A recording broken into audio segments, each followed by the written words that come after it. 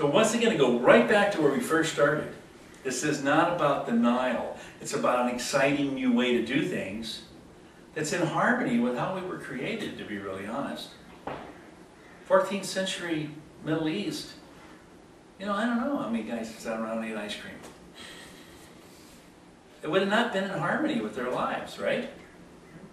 And we look back in our cultures, we look back in our histories, and you know, a lot of this stuff, by the way, that we're eating right now is just thought up to make money. It has nothing to do with our nutrition or our well-being. So, how long it can stay on the shelf, right? Yeah, and how much money we can make for it. I mean, potato chips, 70% calorie from fat.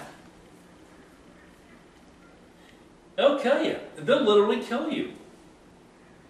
And you know what else they'll do? They'll take your joy of life away on the way to that.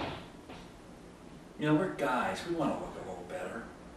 You know, we want to feel harder, leaner bodies. The other thing is, you'll find you're going to have a quickness of mind and a clarity of thought comes with this.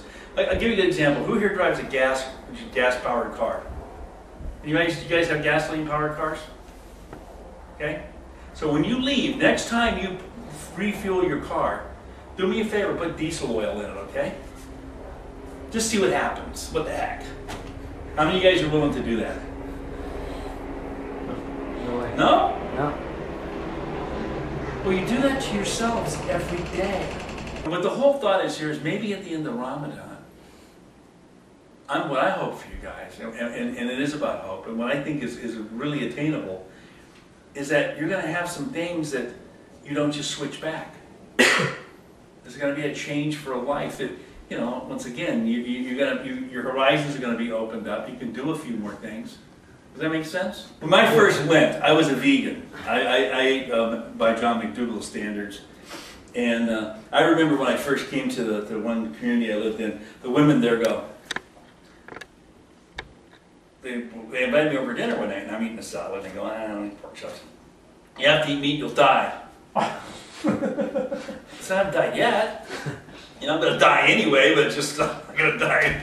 That's it. She goes, well, all good Orthodox men should have at least a 38-inch waist. I had about a 30-inch waist at the time. I'm almost 50 at the time.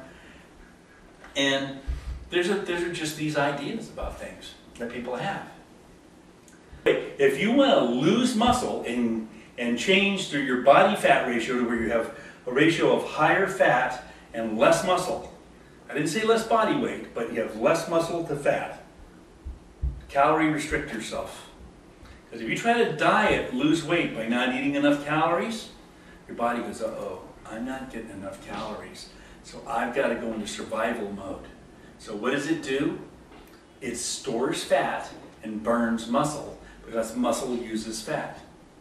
So you have to eat enough food. That's another real important thing, is you have to have enough of the right foods and enough of the right calories in order to achieve this. This is not about deprivation.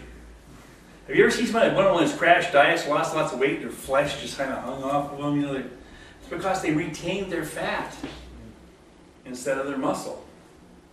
And without you know, the exercises and without those things, you know, you need to do that, because that's going to help you retain your muscle on it. And then, so you want to graze throughout the days. So anyway, to end this whole thing up, and I'll take any more questions if you have them, is I've got some really good news for you, and I got some really bad news for you. Which one do you want first? Bad news. I want to give you good news first. I just asked that for friends. The good news is that if you're true to Yusuf and you're true to yourselves and you do this, that what you're embarking on is really easy to do.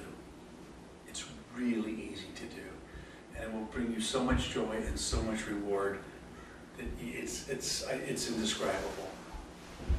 The bad news is it's also easy not to do.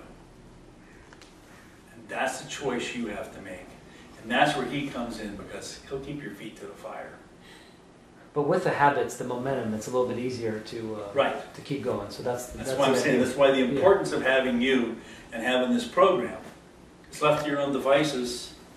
Oh, I feel like it's well, it's all of us. I mean, we're basically going to be a family. We're going to be holding each other accountable. So it's a brotherhood. Yeah. By the way, we're not talking about imposing this on your children or your wives or your families.